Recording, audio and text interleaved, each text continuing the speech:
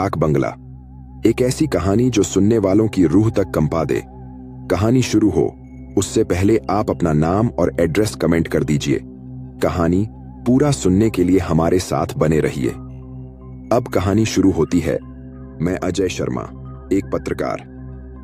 मेरा काम मुझे अलग अलग जगहों पर ले जाता है, लेकिन इस बार जो जगह मुझे रिपोर्ट करने के लिए चुनी गई थी, उसने मेरी जिंदगी हमेशा के लिए बदल दी।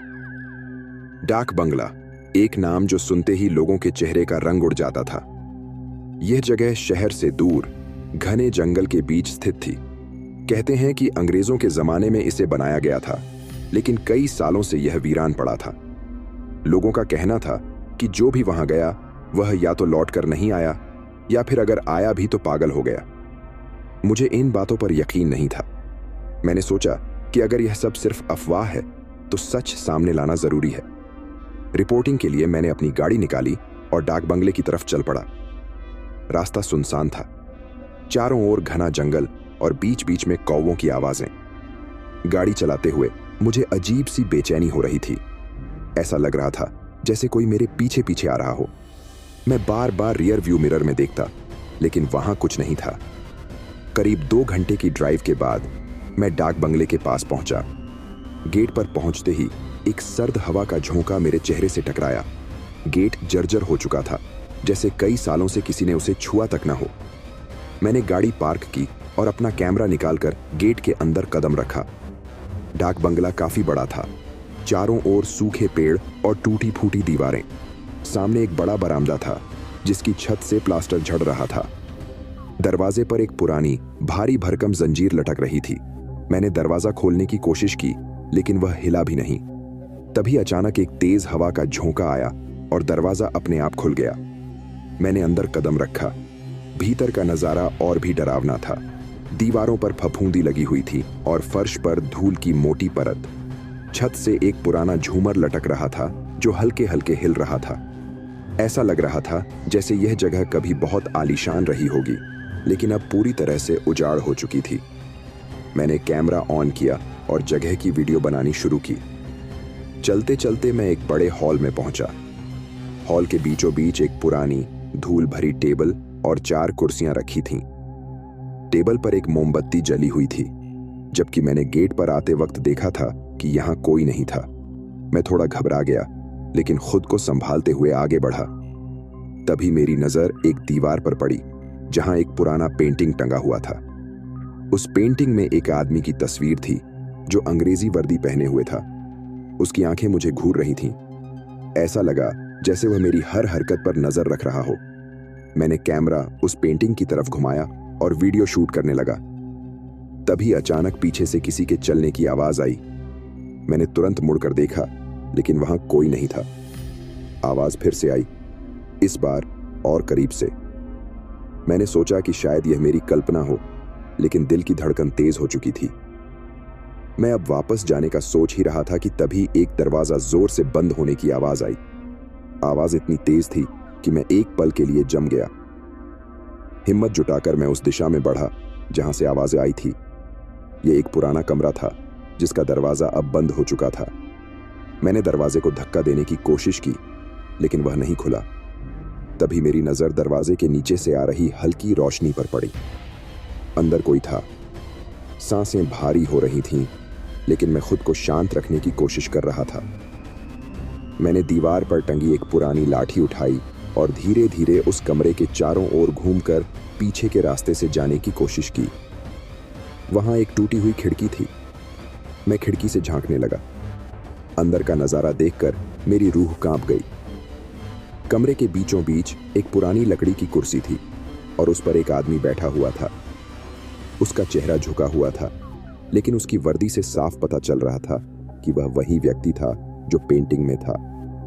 सबसे अजीब बात यह थी कि वह आदमी बिना हिले डुले बैठा हुआ था, जैसे किसी मूर्ति की तरह। मैंने कैमरा ऑन किया और खिड़की से उस दृश्य को रिकॉर्ड करने लगा।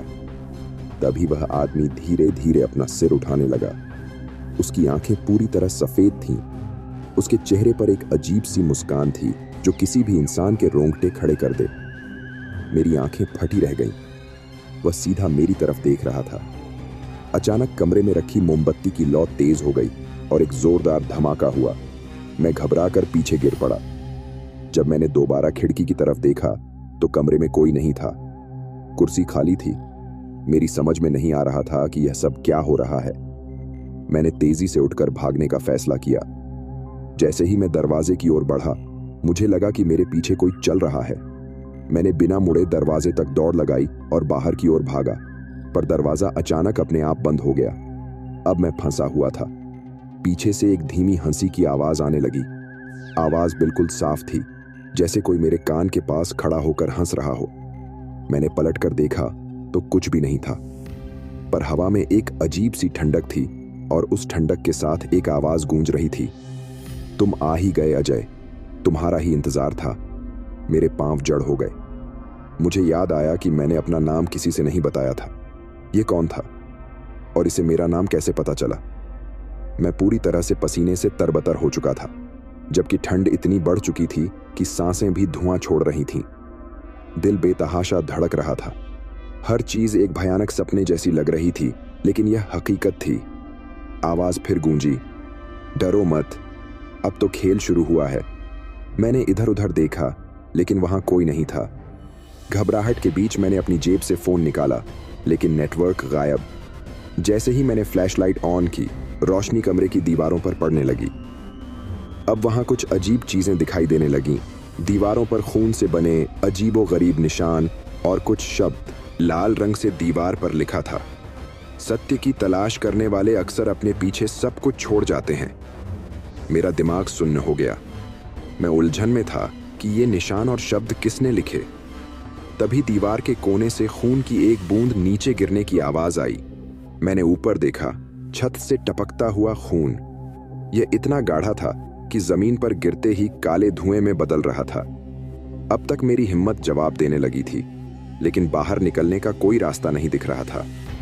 मैंने खुद को संभालते हुए उस कमरे से बाहर निकलने की कोशिश की। जैसे ही मैं बाहर आया, डाक बंगले का सारा माहौल बदल चुका था। वही जगह, लेकिन सब कुछ धुंधला और अजीब। अब सामने एक लंबा गलियारा दिख रहा था, जो पहले वहां नहीं था। गलियारे के दोनों तरफ पुरानी लालटेनें टंगी थीं, जो अपने आप जल रही थीं। हर लालटेन की लौ अलग रंग की थी, नीली, हरी, लाल। मुझे समझ नहीं आ रहा था कि किस तरफ जाऊं, लेकिन गलियारे के दूसरे छोर से किसी के चलने की आवाज आ रही थी। हर कदम के साथ आवाज तेज होती जा रही थी। मैं धीरे धीरे उस तरफ बढ़ने लगा। दिल की धड़कनें अब इतनी तेज हो गई थीं कि मुझे अपनी छाती में गूंजती हुई महसूस हो रही थी। जैसे ही मैं गलियारे के अंत तक पहुंचा, सामने एक बड़ा कमरा था। दरवाजा खुला हुआ था, लेकिन अंदर अंधेरा घना था। मैंने दरवाजे के पास जाकर झांका। अंधेरे में हलचल महसूस हो रही थी। तभी एक धीमी, फुसफुसाती आवाज कानों में पड़ी, तुमने सच जानने की हिम्मत की है तो अब लौटना आसान नहीं। अचानक किसी ने मुझे पीछे से जोरदार धक्का दिया और मैं सीधे उस कमरे में गिर पड़ा। दरवाजा अपने आप बंद हो गया। अब मैं पूरी तरह से अंधेरे में था। केवल मेरी फ्लैशलाइट ही सहारा थी। जैसे ही मैंने फ्लैशलाइट ऑन की, सामने जो देखा उसने मेरी रूह कांप दी। वह आदमी जो पेंटिंग में था, अब मेरे सामने खड़ा था, लेकिन यह कोई इंसान नहीं था। उसकी आंखें जल रही थीं और चेहरा बिल्कुल विकृत। वह बिना हिले डुले मुझे घूर रहा था। उसकी आंखों से सीधा मेरी आत्मा तक कुछ उतर रहा था, जैसे वह मेरे सारे राज जान चुका हो।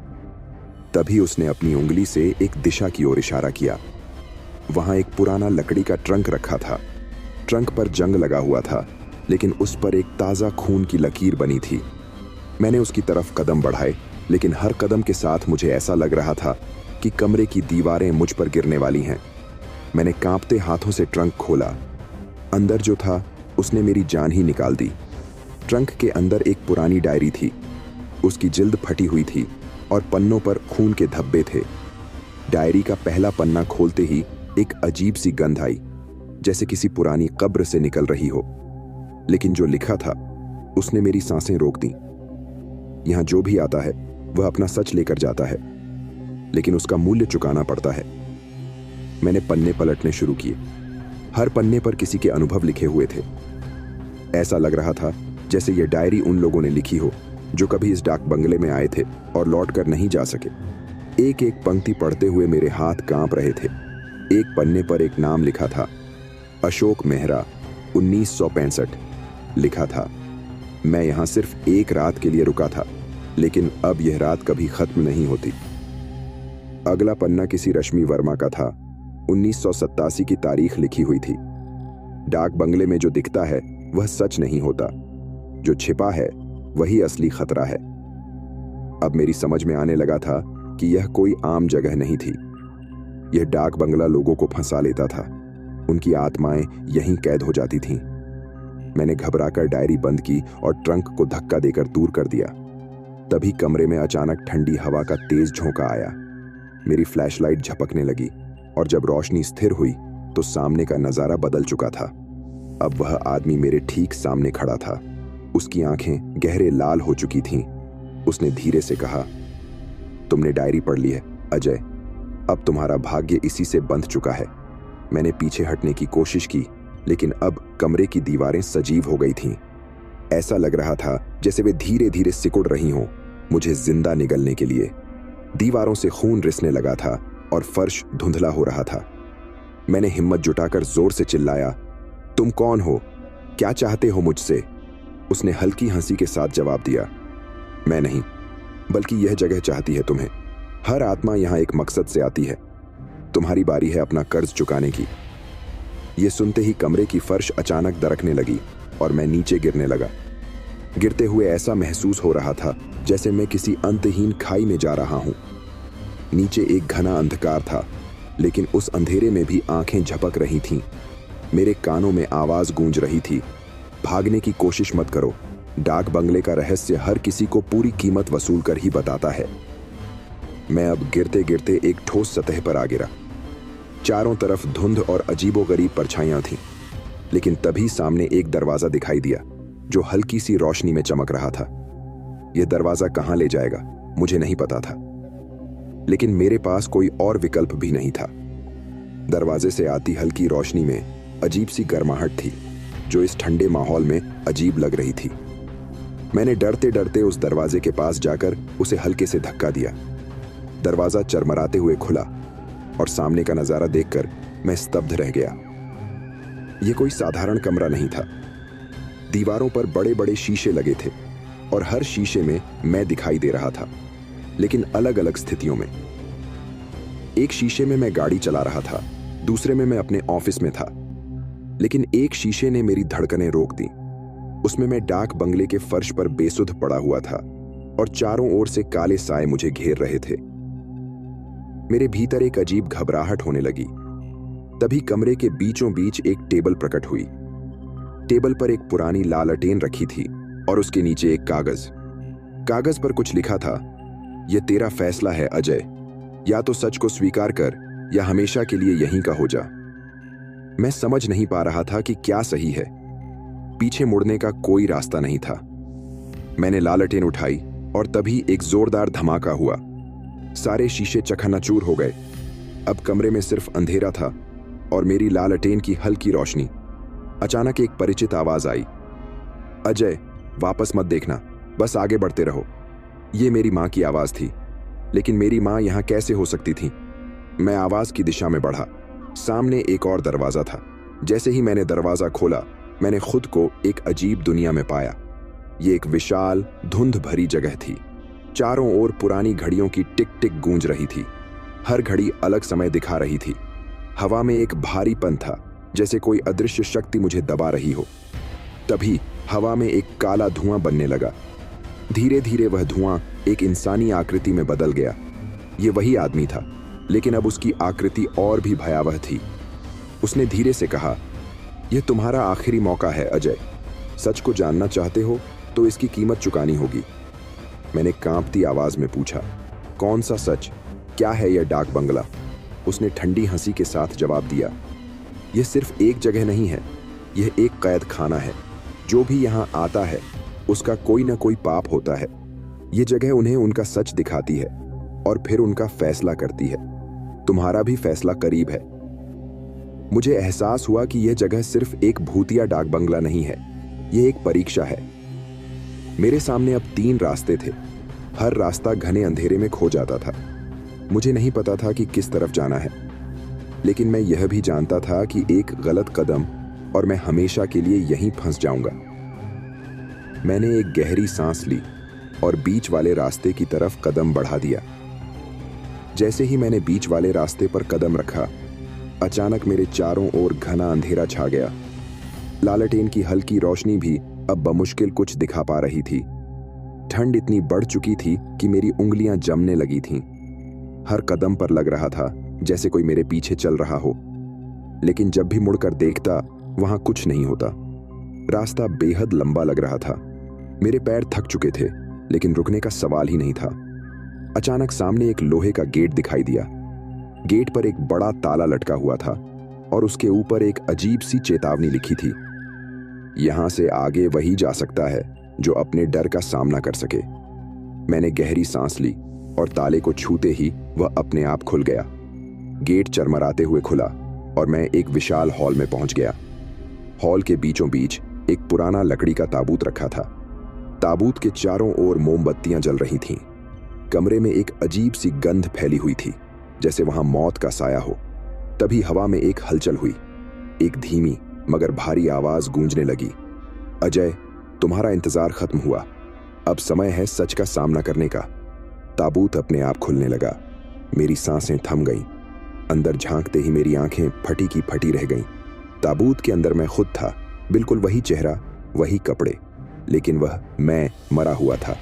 मैं पीछे हटने लगा। दिमाग सुन्न हो गया था। तभी वही काली आकृति फिर से प्रकट हुई। उसने गंभीर स्वर में कहा, यह तुम्हारा अंत नहीं, तुम्हारा नया आरंभ है। तुम्हें मौत से नहीं, अपने ही डर से लड़ना है। यह ताबूत तुम्हारे अतीत का प्रतीक है, वह सब जिससे तुम भागते रहे हो। मैं समझ गया कि यह डाक बंगला सिर्फ एक भूतिया जगह नहीं है। यह इंसान को उसकी सबसे गहरी छिपी हुई सच्चाई से सामना कराता है। मैं कांपते हाथों से ताबूत के पास गया और उसमें रखे अपने मृत शरीर को देखा। तभी वह आकृति मेरे सामने आई और बोली, अगर तुम इस ताबूत को बंद कर सको तो तुम्हें मुक्ति मिलेगी, वरना तुम्हारा शरीर यहीं रह जाएगा और आत्मा कभी मुक्त नहीं होगी। हिम्मत जुटाकर मैंने ताबूत का ढक्कन बंद किया। कमरे में एक जोरदार धमाका हुआ और सब कुछ हिलने लगा। फर्श टूटने लगी। मैंने गिरने से बचने की कोशिश की, लेकिन जैसे ही ताबूत पूरी तरह बंद हुआ, एक अंधेरी सुरंग में खींचता चला गया। अगले ही पल मैंने खुद को उसी डाक बंगले के बाहर पाया। गेट खुला हुआ था और सुबह की हल्की रोशनी चारों ओर फैल चुकी थी। मेरे हाथों में वही डायरी थी, लेकिन अब उसके पन्ने खाली थे। मेरी गाड़ी वहीं खड़ी थी जहां मैंने छोड़ी थी। मैंने बिना देर किए गाड़ी में बैठकर वहां से तेजी से निकलने का फैसला किया। पीछे मुड़कर देखने की हिम्मत नहीं थी, लेकिन जैसे ही मैंने जंगल के आखिरी मोड़ पर गाड़ी मोड़ी, मुझे गेट पर खड़ी एक काली परछाई दिखाई दी। वह मुझे घूर रही थी। उसकी आंखों में वही लाल चमक थी। मैंने गाड़ी की स्पीड बढ़ाई और शहर की तरफ भागा। लेकिन उस घटना के बाद से आज भी जब मैं रात को अकेला होता हूं, तो कभी कभी मुझे एक धीमी आवाज सुनाई देती है, अजय, तुम वापस आओगे, अभी कहानी खत्म नहीं हुई है। डाक बंगला आज भी वहीं खड़ा है, अपने अगले शिकार का इंतजार करते हुए।